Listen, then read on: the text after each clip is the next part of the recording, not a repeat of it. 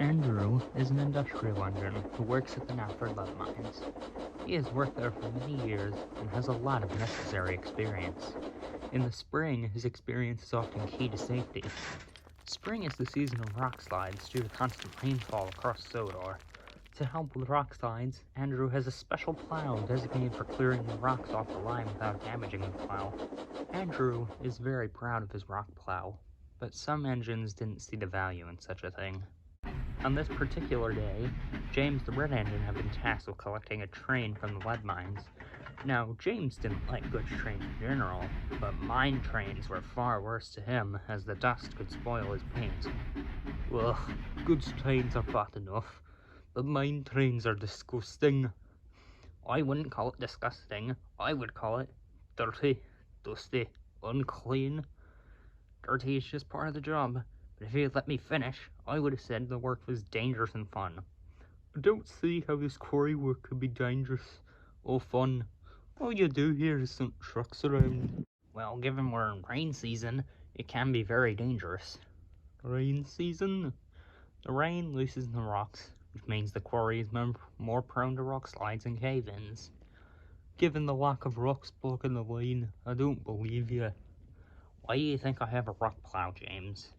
A what? With how ignorant you are, you wouldn't last 5 minutes working here.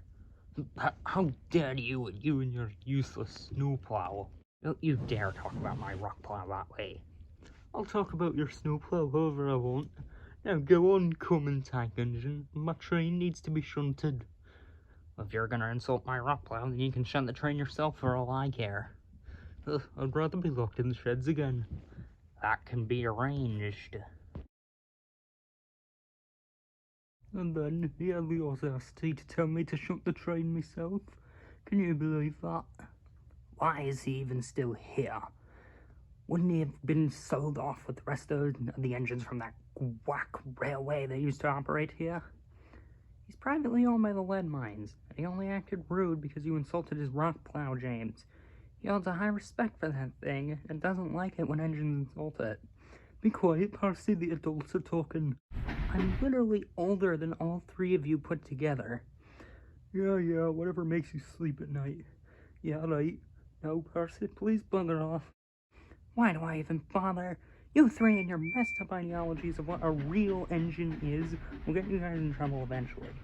Not so much you, Henry, but Gordon and James, you two should watch yourself. Good night. The three big engines were left there shocked at Percy's outburst. However, after a few minutes, James continued to rant about Andrew again. He ranted all through the night, and he hoped he wouldn't have to meet Andrew again, but he was stuck on the mine trains again the following day. In the morning, Andrew was still mad at James for insulting the rock plow, and so Andrew made James shunt his own trains once again. But today, it was different. As James was collecting the last truck, his driver heard something. Dirty trucks, dirty sidings. Ugh! Shut up, James. Excuse me. Quiet, I hear something unusual.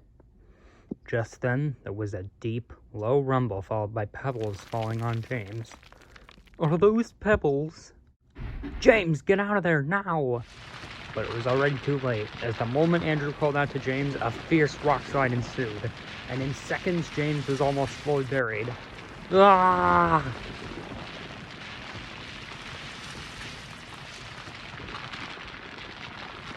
And then, almost as quickly as the rock slide began, it ceased, leaving James completely trapped by a pile of rocks. Oh my god, James, are you okay? My paint has been ruined by quarry dust, so what do you think? Just hang on, I'm coming to rescue you. Don't worry, I won't let this quarry claim another engine under my watch. The workmen wasted no time in getting Andrew's rock plow on.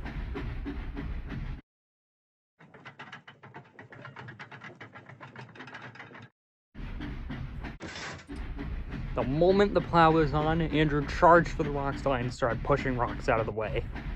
James watched, astonished at how easily rocks were pushed aside by the rock plow.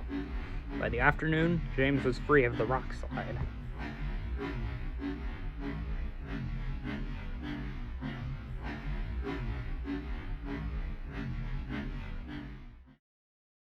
Are you alright, James? The rocks didn't damage you too badly.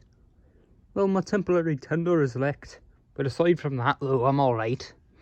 But what do you mean by, I won't let this quarry claim another engine under my watch? Andrew went pale at this question. He didn't realise James heard him. I said no such thing. You must have been badly damaged by the rockside. Yes, very damaged. James could tell Andrew was hiding something, but realized that Andrew wasn't likely to tell him, so James let it be. Later that day, James was brought to the Ellsbridge Works, where Thomas was nearly done being overhauled. Hello, James. Oh dear. What happened to you? Huh? Oh, hello, Thomas. I got caught in a rock slide at the lead mines. Well, you were lucky to come out with this little damage. James, are you listening? What? Oh, sorry. I've just been thinking about what the shunter said. You mean Andrew? Yeah, he said something about not letting the quarry claim another engine on his watch. Do you know what he means by that? I asked him about it, but he played it off as me being damaged and misleading him. Thomas looked at his buffers. I know what he means, but Andrew says I shouldn't share it with anyone unless I trust him to remain silent as the grave on the matter. I promise to remain as silent as the grave. Alright, here's the story then. As you know, Andrew joined the Tidmouth, Maplid and Ellsbridge Light Railway in 1910. He was the engine who worked at the lead mines most often. By 1916, the lead mines bought him outright, and he became the lead mine shunter officially. However, there was also another shunter before Andrew. That engine's name was Roger, and he was a box tank engine, like the Sudrian mainland engines.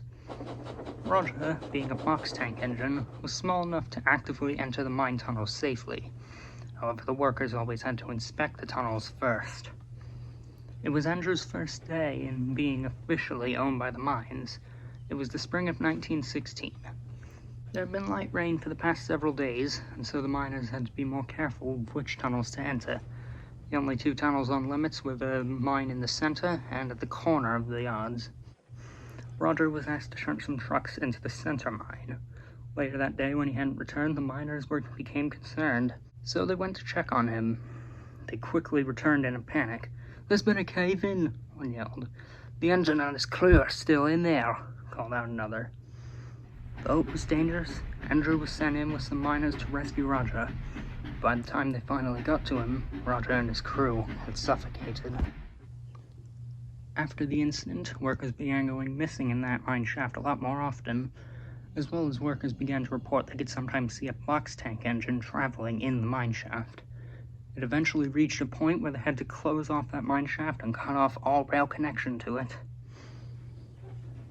And that is what Andrew meant by not letting the quarry claim another engine. I guess he never got over being too late. James was shocked, but skeptical. "How do I know you didn't make this up, Thomas?" Did Andrew seem panicked or anxious when you asked him about the comment that he made? "Very panicked." I know you don't interact with Andrew all that much, but have you ever seen him panicked? "Well, I guess not, but..." Exactly. Andrew never panics. "Then why did he panic when I mentioned that comment he made?" "You know exactly why." Just then a worker came up. "All right, Thomas, your inspection is done. You're free to go." Goodbye, James. See you later." All right, I'll see you around, Thomas." James now had a lot to think about. He now had a lot of sympathy and even a little respect for Andrew, the industrial tank engine.